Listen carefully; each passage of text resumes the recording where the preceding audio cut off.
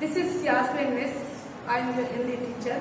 आज मैं आपको आपकी बुक उमंग 2 की 11वां लेसन 11th लेसन जिसका नाम बाट की पहचान है उसको एक्सप्लेन करने जा रही हूँ। ये एक कविता पाठ है जिसके कवि हरिवंश राय बच्चन, इसके बारे में आपको डिस्क्राइब करूंगी और उन्होंने इसमें हमें क्या बताने का प्रयास किया है, उन्होंने क्या बताने की हमें कोशिश की है।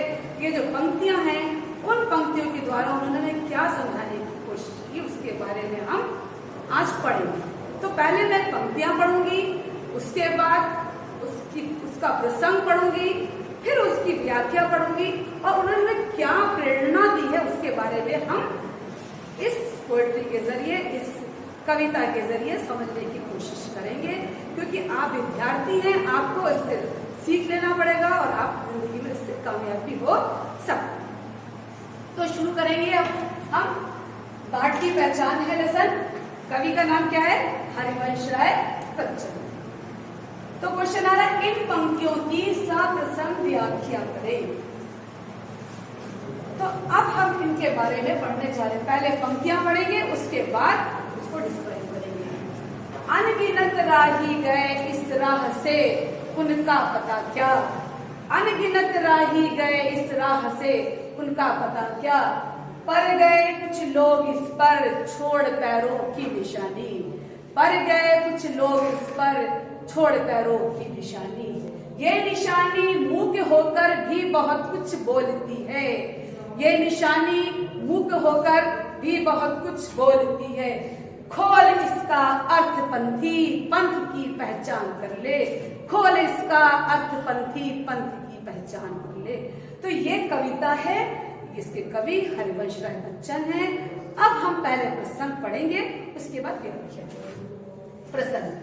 प्रस्तुत पद्यांश हमारी हिंदी पाठ्य पुस्तक, आपको मालूम है हमारी हिंदी पाठ्य पुस्तक का नाम क्या है?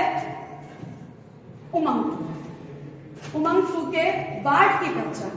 कविता का नाम क्या है? बाट की पहचान। नामक पाठ से लिया। कौन से किस पाठ से लिया गया है? बाट की पहचान नामक पाठ से लिया गया है। अब इसके कवि मैं आपको पहले ही ऊपर मेंशन करती हूँ। इसके कवि जो इसके रचयिता हैं, हिंदी के सुप्रसिद्ध कवि कौन से हैं? क्या नाम है उनका? हरिवंश राय बच्चन। क्या नाम है उनका? हरिवंश राय बच्चन जी हैं। वे हालावाद के प्रवर्तक माना जाते हैं, यानी वो हमें आशावान रहने की प्रेरणा देते हैं। जिंदगी में हमें क्या करना चाहिए? हमारी जिंदगी में बहुत सारे चुनौतियां आते रहते हैं, हमें उससे सीख लेना चाहिए और आगे बढ़ते जाना चाहिए। तो प्रस्तुत पंक्तियों में जीवन में कुछ ऐसा करने की प्रेरणा है जिससे हमारा नाम सदा के लिए अमर हो जाए। इसमें महापुरुषों के पद चिन्हों पर चलने के लिए कवि ने प्रेरित किया है। तो कवि हमें यहाँ पर प्रेरणा दे रहे हैं कि हमें कैसे जीवन यापन करना चाहिए ताकि आज हम हैं, कल हम चले जाएंगे। लेकिन जो महापुरुष जो हैं, जैसे आप बहुत सारे महापुरुष हैं आपके पास, जवाहरलाल नेहरू बोल सकते हैं आप फ्रीडम फाइटर्स जो आपके थे, सुभाष चंद्र बोस है, बहुत सारे लोग महापुरुष थे जिन्होंने जीवन गुजारा और गए, आज पढ़ने के बाद भी उनका नाम बाकी। तो उनके पद चिन्हों पे, उनके कदमों पर चलने को हमें प्रेरित कर रहे हैं। कौन प्रेरित कर रहे हैं? हरिवंश राय बच्चन, जो आपके सुप्रसिद्ध कवि हैं और आपके जो आज के जो हीरो हैं अमिताभ बच्चन, उनके ये फादर हैं। तो ये हमें प्रेरणा दे रहे हैं कि आज वो मर गए लेकिन उन्होंने ऐसी पंक्तियां दी, आज उनका नाम बाकी है। वैसे वो हमें भी प्रेरित कर रहे हैं कि हमें भी जीवन में आगे बढ़ना चाहिए और प्रेरणा लेके जीवन में अपना नाम हमेशा के लिए रोशन करना चाहिए, हमेशा के लिए हमारा नाम बाकी रहना चाहिए। तो अब हम पढ़ेंगे व्याख्या। ये तो हो गया आपका प्रसंग, मैं प्रसंग समझाती हूँ। अब हमें पढ़ना है व्याख्या। व्याख्या में हर लाइन की मीनिंग मालूम होना चाहिए, उसके लिए हम व्याख्या पढ़ेंगे। तो पहले व्याख्या स्टार्ट करने से पहले मैं आपको लाइन बाय लाइन पढ़ाऊंगी। अनगिनत राही गए इस राह से उनका पता क्या। कवि क्या बोलना चाह रहे? ये जीवन जो है हमारा, ये जीवन रूपी मार्ग में बहुत सारे लोग आए और चले गए। खाली हम ही नहीं, बहुत सारे अनगिनत राही गए इस राह से उनका पता क्या।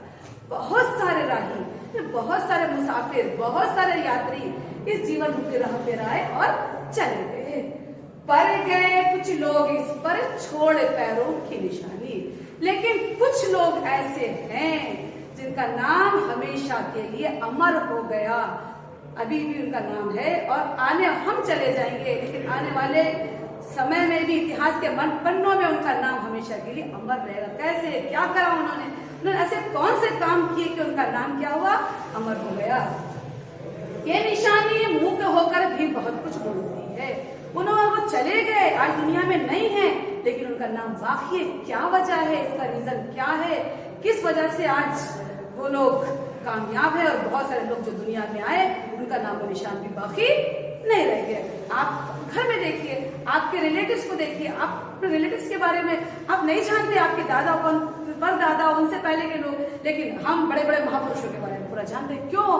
क्योंकि वो ऐसा काम करके गए, ऐसा उन्होंने काम किया कि आज उनका नाम बाकी है। तो क्या बोला कभी, खोल इसका अर्थ पंथी, पंथ की पहचान कर लो, तो तुम्हें भी उनके पद चिन्हों पे चलना है, उनकी बातों से अग्री होना है। उन्होंने कौन से रहस्य खोले थे, उन्होंने कौन सा रास्ता अपनाया था जिसकी वजह से वो जिंदगी में कामयाब हुए।